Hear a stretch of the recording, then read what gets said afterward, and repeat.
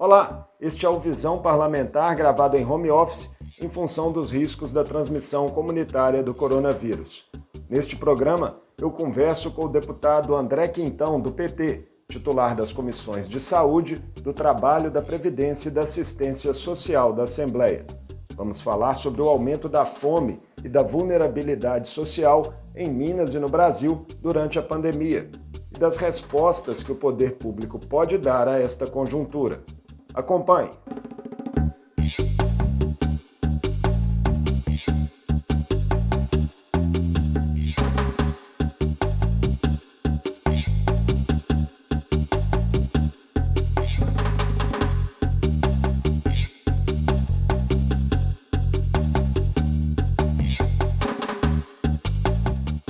Deputado André Quintão, seja bem-vindo mais uma vez ao Visão Parlamentar. Prazer, Marco, participar novamente. Deputado, o Inquérito Nacional sobre Insegurança Alimentar no contexto da pandemia da Covid-19 no Brasil, lançado agora no início de abril, mostra que 9% da população brasileira passou fome em 2020. Com isso, o país está de volta ao mapa da fome da ONU, de onde havia saído oficialmente em 2014. Esse retrocesso poderia ter sido evitado, mesmo com a crise causada pela pandemia? É um paradoxo estarmos entre os maiores produtores de alimentos do mundo e termos milhões de brasileiros com mesas vazias? Marco, infelizmente, o Brasil chegou nesse ponto e essa construção de retorno negativo à fome não vem só com a pandemia, ele vem antes. Nós tivemos já a diminuição de políticas públicas, principalmente com a aprovação da emenda do teto de gastos. Entre 2016 e 2017, várias medidas tomadas enfraqueceram as políticas públicas de inclusão social, associadas a uma reforma trabalhista, a recessão, o Brasil com 14 milhões de desempregados. Então, veio a pandemia para agravar ainda mais a situação. Infelizmente, esses números são assustadores, são 19 milhões de pessoas passando fome. Se a gente considera o dado de insegurança alimentar média, é mais da metade da população brasileira, são 116 milhões, e isso se enfrenta com políticas públicas, com inclusão social, com geração de renda, com transferência de renda por parte do Estado. É inadmissível que um país, como você disse, tão rico, que produz tantos alimentos, tenha 19 milhões de pessoas passando fome. O mesmo Inquérito Nacional sobre Insegurança Alimentar, deputado André, mostra que a incidência da fome é maior nas casas chefiadas por mulheres e por negros. A pandemia, ela aprofundou ainda mais desigualdades já existentes no Brasil? Essa é uma pergunta muito importante, porque o vírus, obviamente, ele atinge a todos e todas, mas até na pandemia, e principalmente na pandemia, as pessoas mais pobres sofrem mais. Você compara, vamos pegar o caso de Belo Horizonte, a mortalidade de idosos em regiões de alta vulnerabilidade chega a ser 3 vezes maior do que em regiões mais ricas. Se você pega quem está internado hoje, quase 70% diz respeito a trabalhadores domésticos, garis, auxiliares de serviços, ambulantes, ou seja, pessoas com uma faixa de renda mais baixa e que não tem como fazer o trabalho remoto, por exemplo. Então, esse dado de aprofundamento das consequências sociais da pandemia está às nossas vistas, ou seja, a pandemia atinge principalmente, socialmente e também do ponto de vista de letalidade, as pessoas mais pobres. Voltando a um dado que o senhor já citou, a insegurança alimentar leve ou moderada, ela atingiu mais da metade da população brasileira no último ano. 116 milhões de pessoas não tiveram certeza se haveria comida suficiente em casa no dia seguinte ou tiveram que diminuir a qualidade e a quantidade do consumo de alimentos. Esses números mostram que a insegurança alimentar hoje não atinge apenas os mais pobres e se manifesta tanto em áreas urbanas quanto áreas rurais. O que esses dados indicam, né, aí para o conjunto da sociedade? Olha, Marco, a promoção da segurança alimentar, nutricional, sustentável, depende de um conjunto de fatores. Passa, obviamente, pela renda, pela capacidade de consumo, pela orientação nutricional, por hábitos alimentares mais adequados. Agora, a pandemia, como nós já dissemos, ela trouxe reflexos econômicos. As pessoas, muitas perderam seu emprego, outras, principalmente os profissionais autônomos, perderam a sua fonte de renda. As crianças que dependem da alimentação escolar, se as escolas estão fechadas, elas também, e devem estar no momento de pico da pandemia, elas também não têm esse acesso à alimentação escolar. Então, é um conjunto de fatores. E mesmo essa insegurança alimentar leve e média, se a renda da pessoa decai, se ela aumenta o custo de vida dela com a saúde, com outras áreas, a qualidade alimentar fica prejudicada. Então, acho que é esse conjunto de fatores que faz com que os dados revelem, como nós já colocamos aí, que mais da metade da população não está com a alimentação, com a segurança alimentar adequada, só 44%.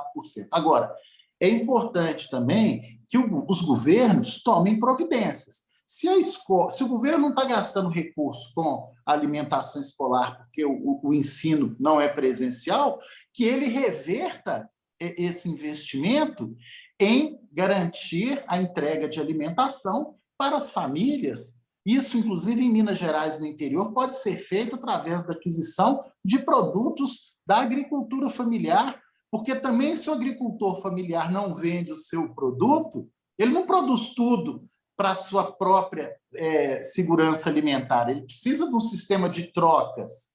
Então, também, como você disse, há insegurança alimentar, mesmo em regiões onde há produção de determinados alimentos.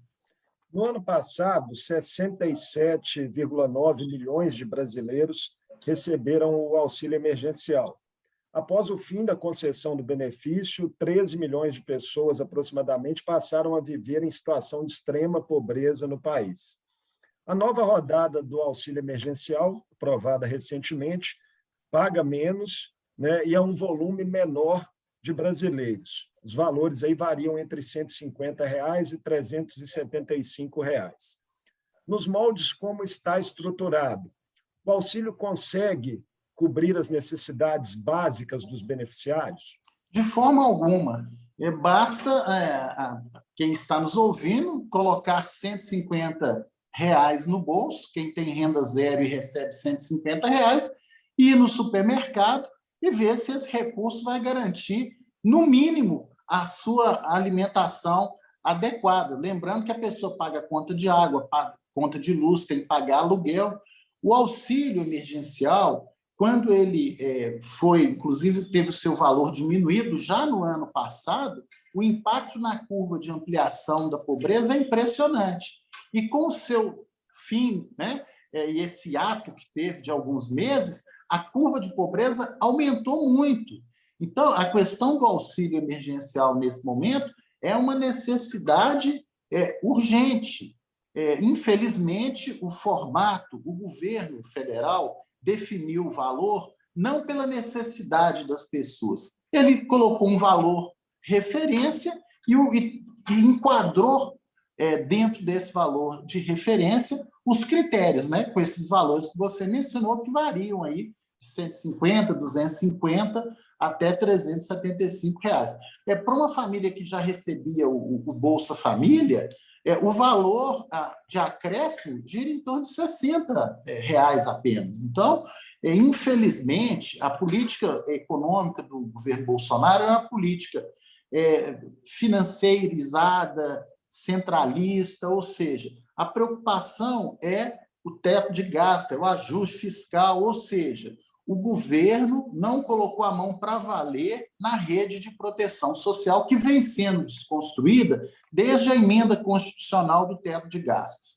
Projeções do IPEA prevêem, só no Sistema Único da Assistência Social, que contempla os programas de transferência de renda, uma perda de 868 bilhões em 20 anos.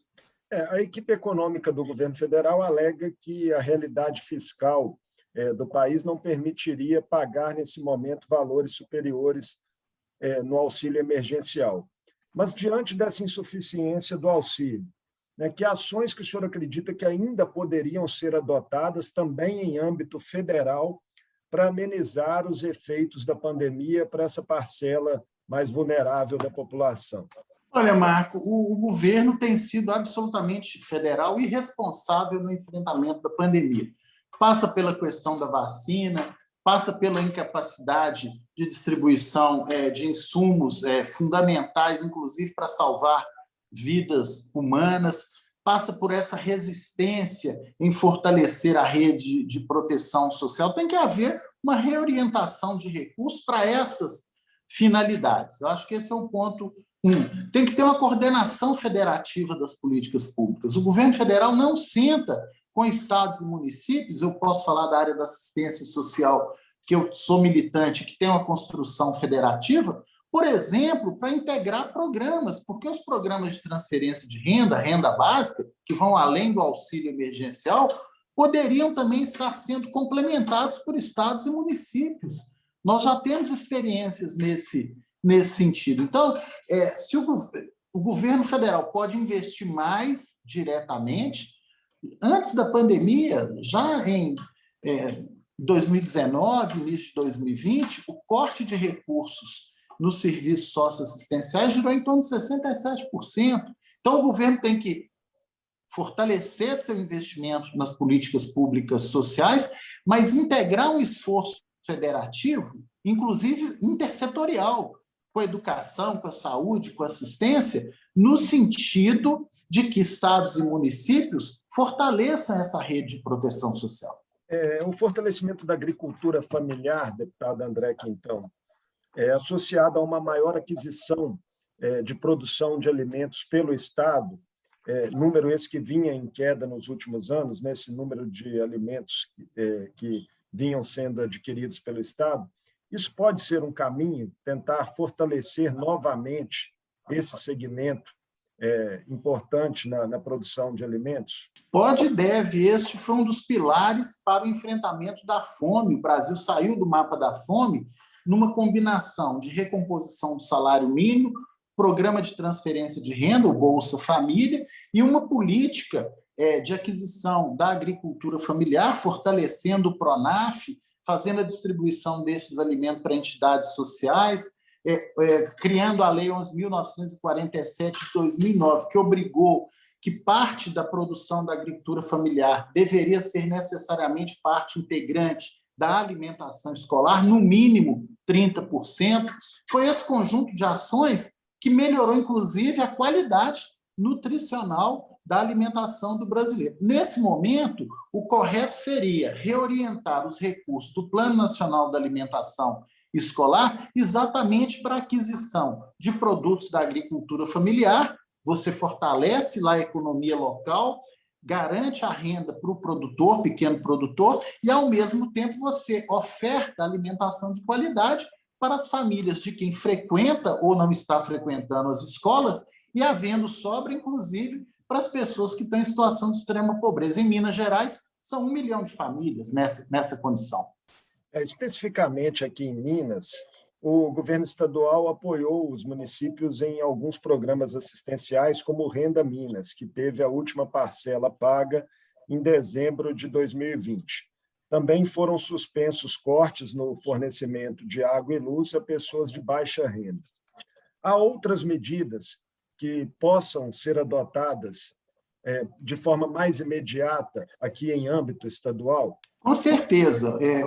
Por exemplo, a alimentação escolar. Minas Gerais pode desenvolver esse apoio à agricultura familiar e distribuição de alimentos, né, diretamente adquiridos do pequeno produtor para as famílias de crianças e jovens que estão na rede estadual de educação. O Renda Minas foi um programa de distribuição de R$ 50 num período determinado, com recursos que foram oriundos da compensação de perda de ICMS. Quando os estados perderam ICMS, foi feito um acordo com o governo federal passou um montante de recursos para cada estado e metade tinha que ser gasto em saúde e educação. O governo pegou esse recurso e boa parte dele foi gasto nessa transferência de renda. O recurso acabou em dezembro, o programa também. Essa é a grande lacuna.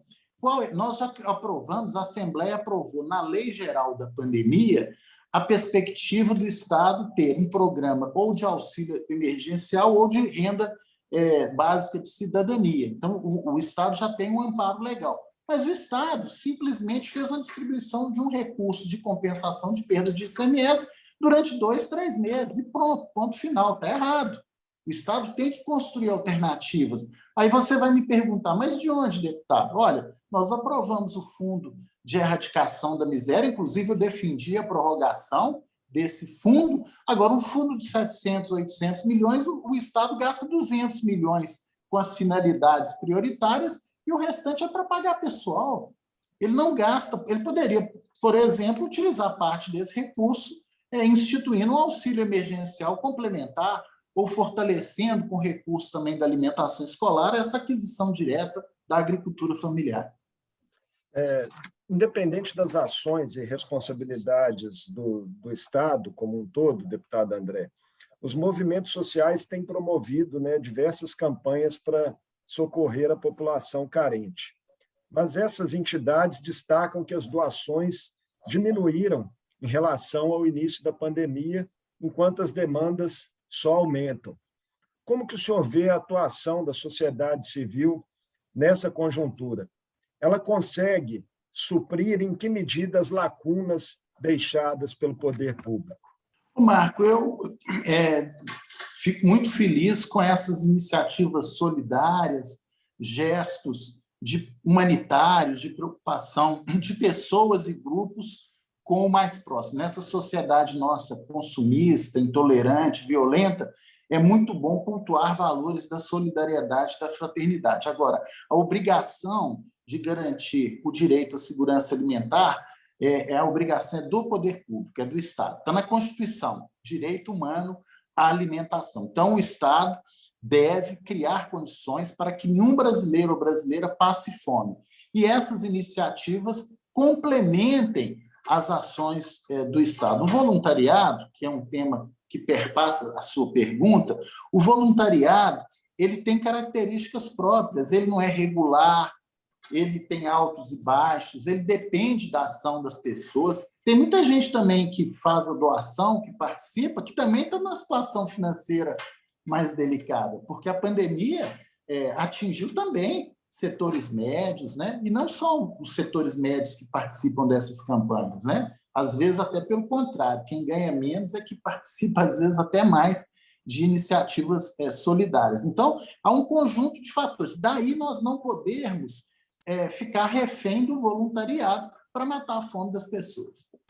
Voltou à tona, com essa conjuntura, deputado André, a discussão sobre a implementação de uma renda básica universal. Como que o senhor avalia esse tipo de proposta como uma via para enfrentar o problema da fome e da pobreza no Brasil a médio e longo prazo?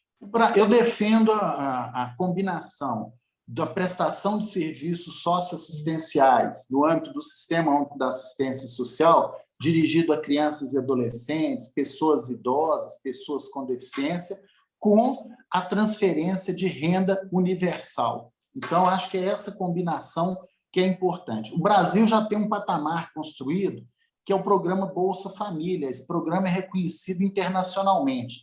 Tem o Cadastro Único, que é realizado nos Centros de Referência da Assistência Social, que é um cadastro não só de renda, mas de muitas variáveis que sustentam diagnósticos para implementação de outras políticas públicas na área da habitação, do saneamento, do acesso à água e de políticas específicas. Então, o Brasil já tem duas Tem uma ferramenta muito boa, que é o Cadastro Único, e tem um programa de transferência, que é o Bolsa Família. Então, nós temos já um alicerce muito bem construído. O receio meu é que esse debate que o governo federal está fazendo, ele quer destruir o Cadastro Único, ele quer, de certa medida, se limitar à questão da renda e quase como desconstruindo um sistema já existente e também alterando critérios, sabe lá quais e como. Porque esse que é o grande problema. Quando vem a discussão da renda universal, ela não vem acompanhada de ampliação de orçamento, ampliação de investimento, aperfeiçoamento do cadastro. O que a gente vê é uma espécie de relação direta do presidente com o beneficiário, cadastramento por aplicativo e um programa construído de acordo com o interesse político do governo. Essa discussão surgiu quando a popularidade do presidente subiu com o auxílio emergencial. Não é assim que a gente constrói política pública. As ações emergenciais, como nós já pontuamos ao longo da entrevista, são fundamentais nesse contexto, mas a geração de empregos ainda seria, no cenário ideal, o que mais impactaria na qualidade de vida da população. Segundo o IBGE, a taxa de desemprego atual é de 14,2%. Quais as perspectivas que o senhor enxerga para um futuro próximo? A recessão econômica atual, ela deve ter efeito ainda prolongado no mercado de trabalho? Dá para se ter uma expectativa temporal aí de uma reação mais sólida? Marco, a pandemia, nós temos que trabalhar no momento atual, até porque há um drama humanitário, há 350 mil mortes. Então, nesse momento, a gente tem que defender a vacina universal o mais rápido possível, distanciamento e isolamento, para também não colapsar mais ainda a rede de saúde, e para ter o lockdown, para ter distanciamento, para ter algum nível de isolamento, é necessário a proteção social, os auxílios, a transferência de renda. Então, esse é um ponto agora. Os efeitos da pandemia, eles são de agora e para frente, com certeza, até porque eles afetam cadeias produtivas. E para enfrentar isso, é necessário o apoio do Estado, no sentido macro. A Assembleia está preocupada com isso. O Recomeça Minas, que é um programa que em breve será votado, com certeza é uma iniciativa no sentido de apoiar principalmente o pequeno e médio empreendedor, o autônomo, a pequena empresa. Para quê? Para que ela gradativamente tenha condição de se reerguer financeiramente, porque ela gera emprego. São muitos pequenos e médios empresários, comerciantes, empreendedores quebrados.